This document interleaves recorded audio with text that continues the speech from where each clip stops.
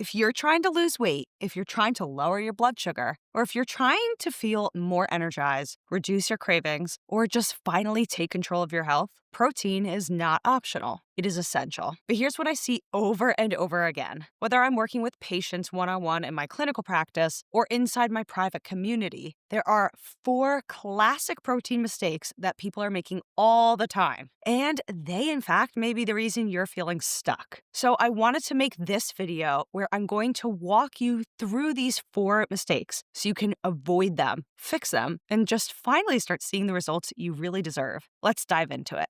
Now, mistake number 1, you may be miscalculating how much protein you actually need. Now, each of us has a target goal of the amount of protein our body needs to maintain its optimal metabolism and body functions. And this number does depend on a few factors. For example, your sex, whether you're male or female, your age, your activity level, or how much exercise you're doing. And specifically, we're talking about resistance exercise, meaning things that push load against your muscles. And some people refer to this as weightlifting. And then there are some other factors based on your overall health and potentially some underlying conditions you might have. Now, what I often see is that most people are just simply aiming too low. And this is where I think the confusion comes in. The recommended amount of protein that we are told to eat based off of our government in the United States, which is called the Recommended Dietary Allowance, or the RDA, is a number that science tells us how much protein we should eat to not be deficient. It is a number of the amount of grams of protein that you calculate based off of your body weight so that your body is not deficient in protein.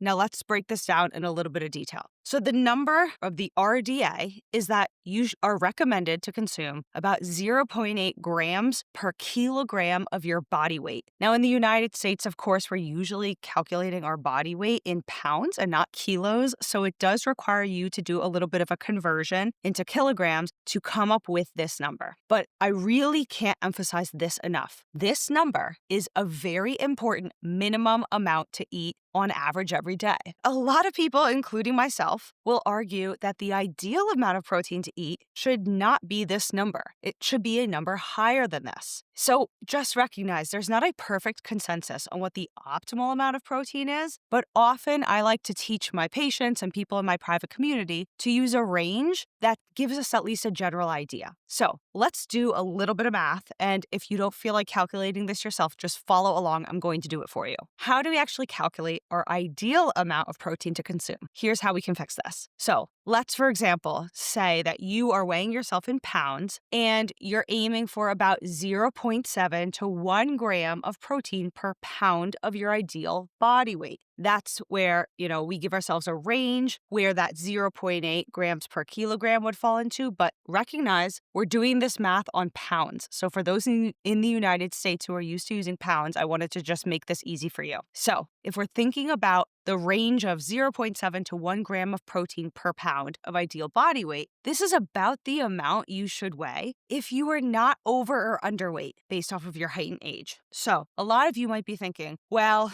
I'm currently very overweight, or I might actually classify in a category of obesity, and maybe I'm currently weighing 250 pounds. Does that mean that I'm making this math off of 250 pounds? Well, let's do an example here so you can see how to do this. Let's say you currently weigh 170 pounds, but your healthy body weight should be closer to 150 pounds. We would calculate this math to figure out how much protein you need based off the 150-pound number, not the current weight of 170. So if you were 250 pounds, but you actually need to be 150, use the 150 for the calculation. So here's what we can do. We can take 0.7 times 150 and then take 1 times 150 to give us those two numbers in the range. So if you do this math, it makes your goal somewhere between 105 and 150 grams of protein to eat per day. Now remember, I'm not doing the math in this video based off of the RDA. That number would be much less. I don't think that math is useful because it's the required amount to not be deficient. I'm trying to give you guys a number that's a little bit higher based off of what I would consider a target amount of protein to consume with doing activity like exercise with resistance training. So now if you measure in kilograms your weight, let's do the math for that.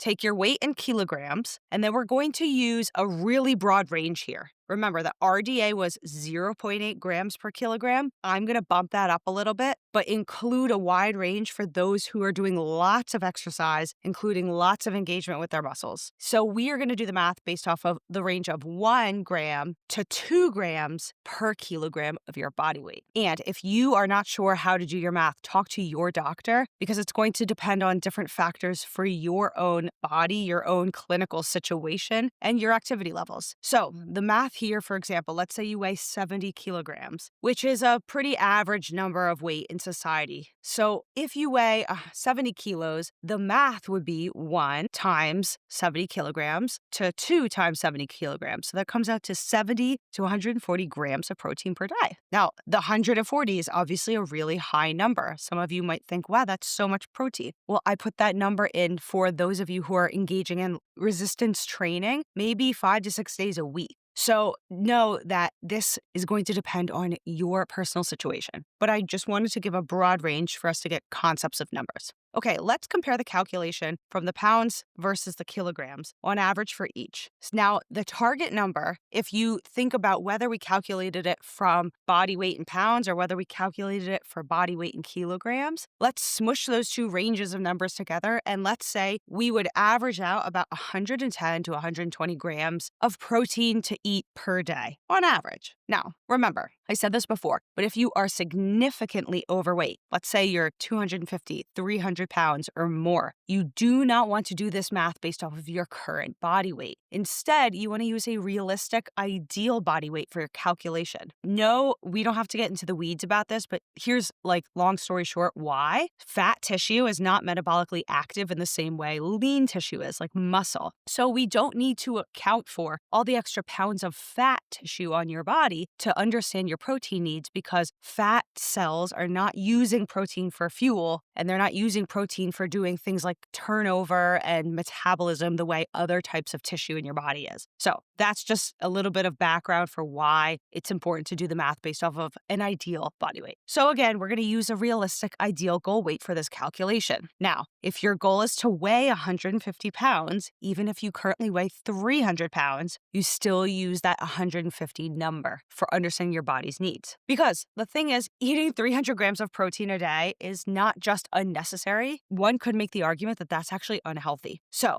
just make sure you're doing your math correctly. I see so many people trip up over this. I know that we've taken already lots of minutes just talking about the math. And I gave you the examples of going from pounds versus from kilograms into understanding your needs based off of what you're used to doing. And you can go back and rewatch this section as many times as you need to make sure you're doing your math correctly. So now this is your baseline. And most people I talk to are actually eating less than half of what they actually need. If you look online, there's a couple of research studies that estimated that on average in the United States, for example, people are eating more protein than their bodies needs. But I will tell you, and we're not going to get into the nuances, all of those numbers and all of those conclusions are based off of the RDA, that minimum amount to eat. So if somebody's eating more than the minimum, it doesn't mean they're eating too much. So just make sure you're paying attention to what people are actually talking about when they flash these headlines across the news. Okay, now, before we go further, if you're wondering how to eat not just enough protein, but you're starting to think, oh,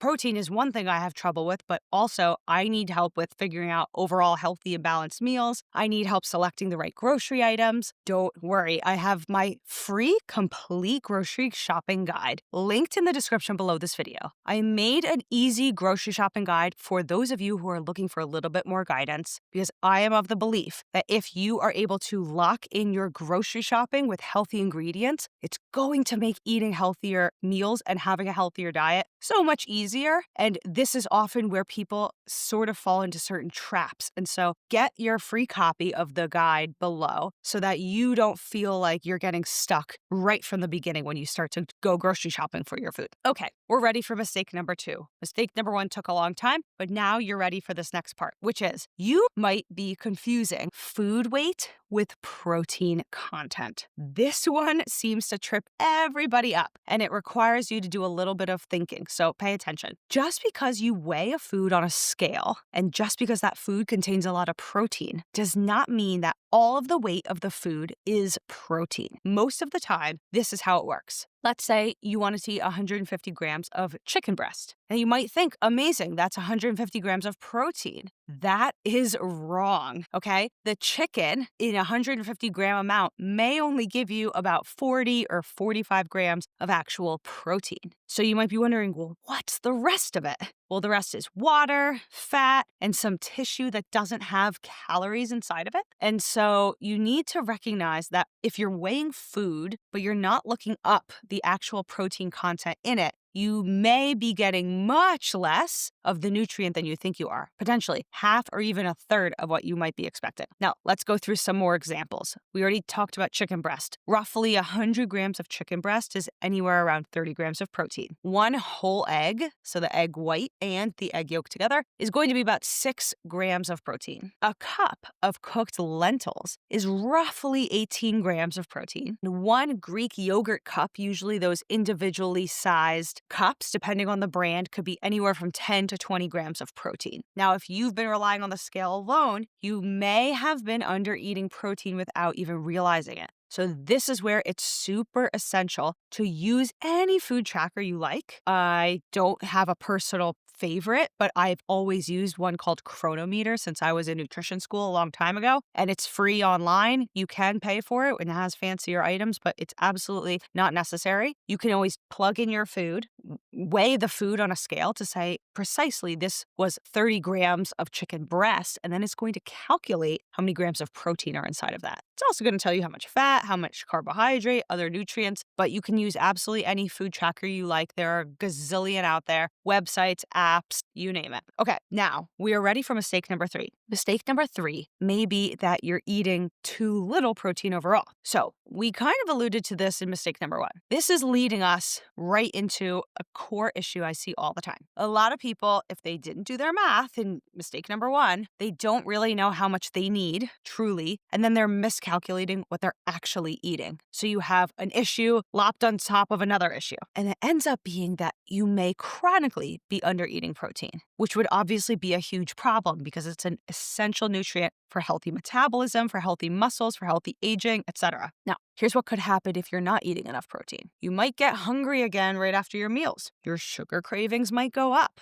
Your blood sugar could become a lot harder to manage. You may actually start losing muscle mass if you're really under eating protein, and your metabolism could slow down. Now, this is especially dangerous as we age. After about our 50s and 60s, your body will naturally start to lose muscle unless you proactively protect it. And that means getting enough protein at least every other day, if not every single day. It becomes even more important with aging. And we know that muscle tissue, is basically your longevity insurance. It gives you the energy, the balance, the strength, and the protection you need against classic challenges of older age: falls, chronic diseases, weight gain, fatigue, pain, etc. So if you're struggling with low energy in general, poor strength, and maybe you're feeling like you're plateauing in your own health, there is a chance that you're not eating enough protein. So it's important to try to do a little bit of math, do a little bit of assessment of your diet to really figure out where you're at. Now, some of you might be doing really great, but I just see this mistake over and over again in so many folks, and I wanted to make sure we highlight that here in this video. Okay, what's mistake number 4? Mistake number 4 that I see classically is that you're saving all your protein for dinner, for that last meal of the day. Now, if you're eating most of your protein just at dinner and you're barely having any the rest of the day, it's challenging because you're kind of putting it all backwards for yourself. Let me explain what I mean. Let's say, for example, you make a toast for breakfast and you put on some peanut butter or jam or butter. And then you have a small salad at lunch that's mostly veggies, a little bit of cheese on top. And then you have some grapes as a snack. And then you go to dinner and you have a piece of meat or fish or some tofu as your protein of your meal. The challenge is by then, your body's already been in a protein deficit throughout the day if you didn't eat enough the day before. So this can set you up for a much harder time to get in the total amount you need overall. So this is why I teach something I like to call the perfect meal formula. This is my very simple system to structure your meals so you can maintain balance and you meet all of your needs without having to stress about it or count every single time you eat. It usually works like this. Every time you make a meal for yourself, whatever time of the day it is, whether it's breakfast, lunch, dinner, it's a snack, your plate should include include a source of protein, a source of fiber, a source of healthy fat, and something that is naturally adding flavor. So for example, a perfect meal formula breakfast would look like a veggie egg scramble with fresh dried herbs, maybe some chili flakes if you like something spicy, whatever your vibe is. A perfect meal formula snack could be sliced pear with walnuts and a cup of yogurt on the side. So you can see that protein is not just something you want to lop off for dinner. You want to try to incorporate it throughout the day. And I've heard a lot of doctors and a lot of physical fitness trainers and people who are really professionals in exercise physiology and strength training making the argument that protein earlier in your day is actually exceptionally important for maintaining muscle gains and muscle strength. So that is also a whole other dimension of it. It's not just about risking being deficient. It's actually useful to have protein earlier in your day for actually maintaining the health of your muscles when you do go to the gym and when you do that load exercise. Remember that protein, you can think of it as like the anchor of every meal, because if you get it in with your meals, it's going to help you stay full much longer. It will absolutely help you stabilize your blood sugar. We know protein is a key component of blood sugar regulation. It'll help you reduce your cravings because it's going to keep your blood sugar stable, which is part of what's telling your brain how you're doing and what you want. And then you support your muscles throughout the day, like we mentioned. So the problem is if you're only eating protein once a day, you're really missing 2 or even 3 other powerful opportunities in your day to support your health and set yourself up for success. Now, let's recap before we move forward. Here are those 4 protein mistakes from top to bottom that I see that are keeping people stuck. The first is that you might be miscalculating how much you actually need to get in. You may be confusing food weight with protein content. You may be eating too little protein overall without even realizing it. And you may be saving all your protein for dinner instead of spreading it out across your day. Now, if this conversation has helped you understand your protein needs a little bit more clearly, and I really hope it has, and if you want to master a really simple way to start building meals that actually hit your goals, besides that grocery guide that I mentioned before, I also created a free ebook called The Perfect Meal Formula, where I show you exactly how to build the meals that go onto your plate step by step to build all of the sustainable health that you're looking for. It'll help you feel full, satisfied, energized without having to track or weigh everything. And I've heard from so many of you who've already been downloading this ebook and have been using it consistently that this is the thing you've been looking for, that I've been able to simplify science in a way that has been confusing you for decades. So thank you for those of you who've already been getting value from it and shared that feedback with me. It means a lot to me, but I want all of you to be able to get the same benefits. So don't forget to download your free ebook. It's linked in the description below this video. And I'd really also love to hear from you in the comments. I want to hear your protein questions. Hopefully I answered a lot of the confusion in this video, but if there are still things that you're uncertain about, comment below. What is a protein question you have? Tell me what's one protein food that you really enjoy, that you like to eat often. What's a protein food that you're not sure about, that you're avoiding because you've heard this or that about it? I've heard tons of comments, for example, about soy. People are unsure if they should be eating soy products. They're unsure about red meat. They're unsure about legumes because now they're hearing things that are certain chemicals in plant foods that they're afraid are toxic.